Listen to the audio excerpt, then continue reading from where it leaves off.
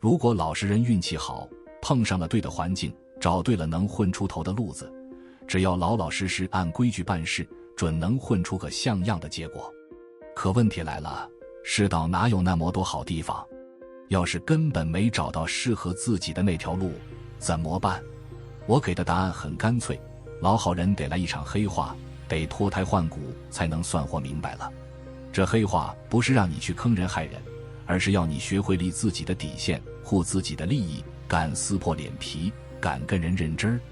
最要紧的是，你得真心为自己的人生和快乐负全责，别再当谁的提线木偶。我观察过，很多人活得像背了座大山，憋屈得喘不过气，日子过得不痛快，根子往往是道德包袱背得太重。说句不夸张的，抑郁的那群人里，至少一半是被自己的道德感逼到绝路的，而这群人里又有一半是被父母的道德绑架给活活拖垮的。你要是能停下来，冷静地掰开揉碎地想想，准能挖出自己那些负面情绪的源头在哪里，搞清楚为什么自己混得一事无成。如果真是父母的问题，那就别犹豫了，赶紧跟他们拉开距离，能断就断，不能断就少联系。放心，天塌不下来，你还活着呢。孝道这东西，讲白了，就是咱们这片地儿的文化标签，地球上其他地方根本没这套规矩。至于这东西是好是坏，我懒得下定论，但我的交友原则很清楚，谁要是特听爹妈的话，什么事都得问问爸妈怎么说，我绝对离他8丈远，直接给他贴上倒霉蛋的标签。跟这种人沾边，我铁定倒大霉。不说别的，就拿婚姻来说，孩子都成家立业了，娶妻生子了，父母还非要搅和，他们插手1分，婚姻就裂1道口子，插手5分，婚姻就得崩1半，道理就这么简单明了。父母管得越多，孩子的生活就越像被下了咒，幸福想都别想。巨婴这词虽然被嚼烂了，但我还是得再说一遍，这年头的巨婴真是多得让人头皮发麻。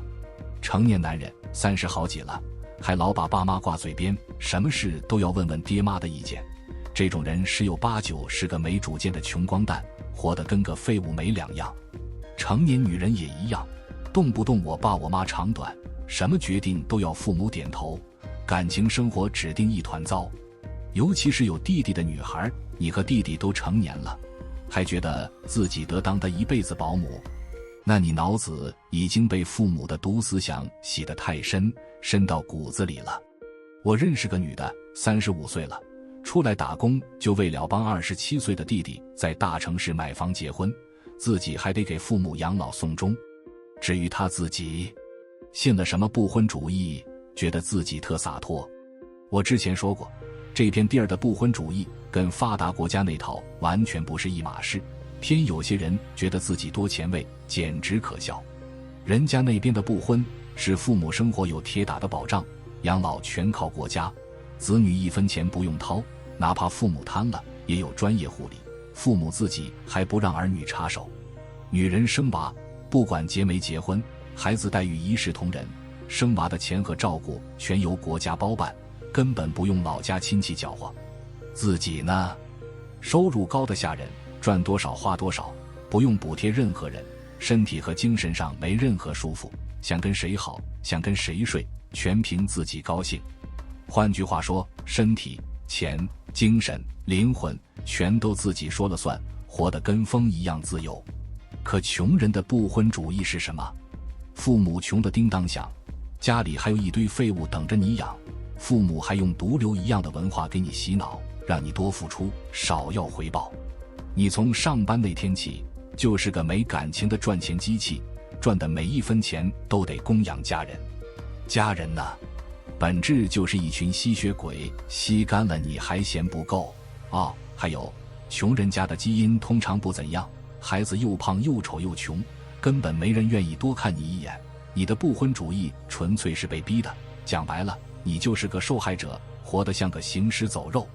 我之前提过，聪明女性的婚姻趋势，农村的嫁到县城，县城的嫁到市里，市里的嫁到大城市，大城市的嫁到发达国家。比如北上广深的本地姑娘，好多嫁给了欧美人。问题来了，他们怎么就那么崇洋媚外？本地没好男人了。上海高楼林立，地铁外卖网购样样顶尖，治安美食秒杀全球，马上要超纽约巴黎，成世界中心了。他们不知道？他们当然知道。但对个人尊重的重视，对生命存在感的感知，精神自由的尺度，文化的包容度，这些差距不是10年8年，是整整1个世纪。你在上海活得再滋润，物质再牛，精神上还是被无形的网罩着，想喘口气都难。是不是觉得我说话刺耳扎心？没事，我从没想当好人，早就黑化了。因为我知道老好人没好下场，只会被人踩在脚底下唾弃。我的第一步就是扔掉父母眼里的好孩子光环，根本不在乎家人的评价，最好让他们又恨我又怕我。谁要是夸我懂事听话，我立刻翻脸，因为我知道他们又要来吸血了。对父母我都能这么狠，对其他人更别提，没人能绑住我，道德绑架，想都别想。在网络上我也一贯独来独往，想怎么说怎么说，爱怎么骂怎么骂，所以我根本没什么负面情绪，活得跟个刺猬一样，谁碰谁疼。如果你从小到大也是老好人，总是吃亏，总是被道德绑架，那我劝你赶紧黑化，别再当软柿子了，学着立自己的规矩，护自己的利益。父母让你干什么，你先问问自己，这是不是真对你好？如果不是，就硬气点，直接甩脸子拒绝。别怕他们生气，别怕他们骂你不孝，他们的火气不过是因为控制不了你，面子挂不住。时间长了，他们会发现你不是他们的傀儡，他们的把戏对你没用了。接下来尽量离他们远点，物理距离是最好的解药，能搬出去就搬，搬不了就少跟他们深聊，少让他们插手你的事。最重要的是重新建自己的内心，你得信，你配得上更好的日子，配得上自己的梦。那些听话孝顺的毒鸡汤，统统扔垃圾桶。你的命不是给别人当道具的。当然这条路不好走，跟父母对着干，等于跟整个文化叫板，你得顶住天大的心理压力，可能被骂得狗血淋头，可能被亲戚孤立，甚至被整个家族指着鼻子骂不孝。但你得问问自己，你是想活成自己的样子，还是想一辈子当别人的狗？选前者，你可能疼一阵子，但你会越来越自由，越来越硬气。选后者，你可能舒坦几天，但你会一辈子活在笼子里，头都抬不起来。最后我想说，世上最惨的不是穷，不是苦，是活了一辈子却从没为自己活过。如果你还在父母的控制下喘不过气，赶紧动起来，别等，时间不等人，自由也不会自己送上门，你得自己去抢，去撕开那张网。只有站直了，你才能看见真正的天。早黑化，早解脱，拖一天你就多当一天的狗。今天先分享到这里，如果对你有帮助，欢迎按赞订阅智慧补丁，超越自我，完善人生。